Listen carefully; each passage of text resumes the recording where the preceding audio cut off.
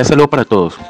Nuestro grupo está conformado por Tatiana Lozano Trujillo, Juan Felipe Palomares Gómez, Vivian Cabrera, Aura Guzmán y Ronaldo Adolfo González, el que le está hablando.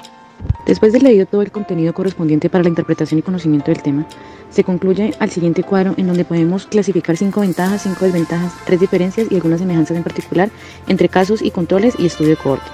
Para casos y controles podemos decir que entre sus ventajas están que es útil para el estudio de eventos o enfermedades de origen dudoso, permite estudio con tamaños muestrales pequeñños, nos toma poco tiempo su ejecución, nos es económico en comparación a estudio de corte, proporciona estimadores de datos ratio, estimando que ratio o odds ratio es la posibilidad que una condición de salud se presenta en un grupo de población frente al riesgo que ocurra en otro. Para estudio de corte, sus ventajas es un único método para determinar incidencia de la secuencia temporal de exposición y deja estudiar causalidad. En estudio exposición no frecuentes y enfermedades con resultados letales, evalúa de forma simultánea resultados múltiples y determina incidencia para expuestos y no expuestos. En las desventajas tenemos para casos y controles, ineficiente para estudio de efectos de exposición, no estable secuencia de eventos, error de selección de casos, se puede presentar sesgo de supervivencia y solo estudia variable de resultado o enfermedad. En el estudio de cohorte es costoso y de mucho tiempo. Se debe realizar seguimiento. Las pérdidas de seguimiento pueden atentar a los resultados se pueden afectar por factores contundentes, se puede presentar sesgos a menudo. En las diferencias para casos y controles, en el estudio de se puede obtener corte. Se obtiene una muestra representativa de los individuos en la corte que no desarrollaron el evento en el estudio, como propósito estimar la proporción de expuestos.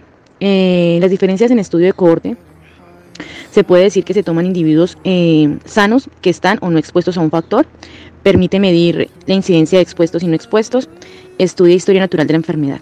Ya por último, como semejanza, tenemos que en ambos estudios se basan en la identificación de los casos en los incidentes en una determinada población durante un periodo de observación definido. Tabla 2x2, los estudios de casos y controles. Personas expuestas, 150. Personas no expuestas, 350, para un total de 500 personas. Actividades de control. Actividades ejecutadas, 16. No ejecutadas, 10, para un total de 26 actividades.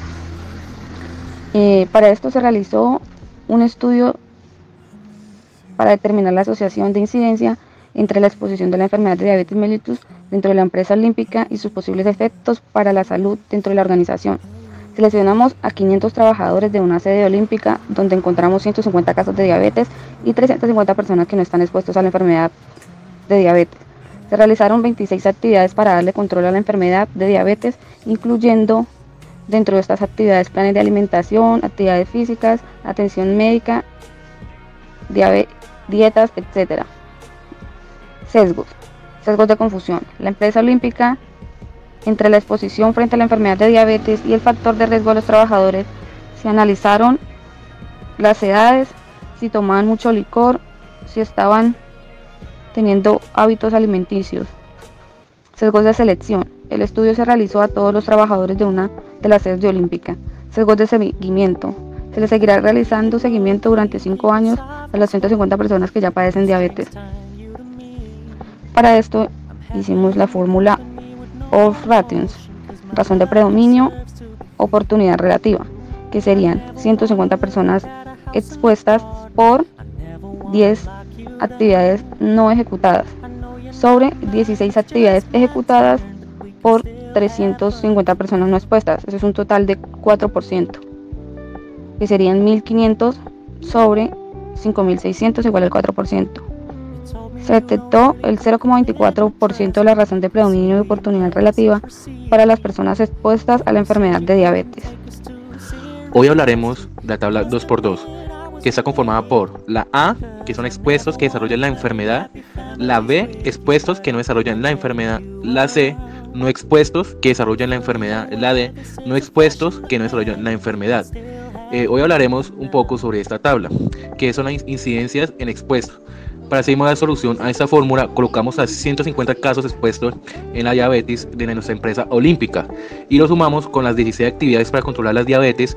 Ese resultado lo dividimos con el total de la sumatoria de los 150 casos más los 16 actividades, dando como resultado 116, y el 116 lo dividimos con los 150 casos expuestos a la enfermedad de la diabetes, arrojando como resultado final un 1% de incidencia expuesto a la diabetes. La incidencia en lo expuesto, le damos solución a esta fórmula, colocamos a 350 casos que no están expuestos a la diabetes y lo sumamos con las 10 actividades que no se ejecutaron para controlar la enfermedad de la diabetes, dando como un resultado final un 360, y los 660 lo dividimos con los 650 casos no expuestos a la enfermedad, dando como resultado final el 1% de incidencia no expuesto a la enfermedad de diabetes. El riesgo relativo de diabetes. Para conocer cuál es el riesgo relativo a la enfermedad de diabetes, debemos dividir el resultado de las incidencias expuestas, que es el 1%, con el resultado de la incidencia no expuesta a la enfermedad, es el 1%, arrojando como resultado el 1%. Gracias.